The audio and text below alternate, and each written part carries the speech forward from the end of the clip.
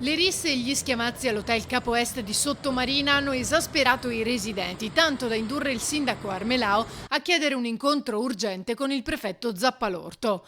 A distanza di alcuni giorni, proprio questa mattina c'è stato un blitz interforze all'ex hotel, zona Piazzale Europa, lungomare e passeggiata dell'Usenzo.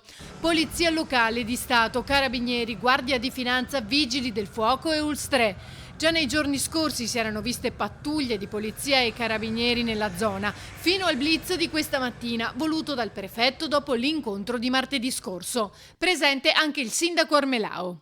Hanno controllato all'interno la struttura del Capo Est, mentre le forze di polizia hanno controllato anche una zona che era ricettacolo di sbandati, che era l'ex locale notturno Crystal. I residenti della zona del Capo Est finalmente potranno tornare, mi auguro, a vivere sereni, perché era un loro sacrosanto diritto poter vivere in tranquillità, in santa pace a casa loro. Armelao continua a ribadire la necessità di avere maggiori forze dell'ordine in servizio, come richiesto anche da colleghi di altre località, che soprattutto d'estate si trovano a dover fronteggiare situazioni di disagio tra risse, aggressioni e degrado.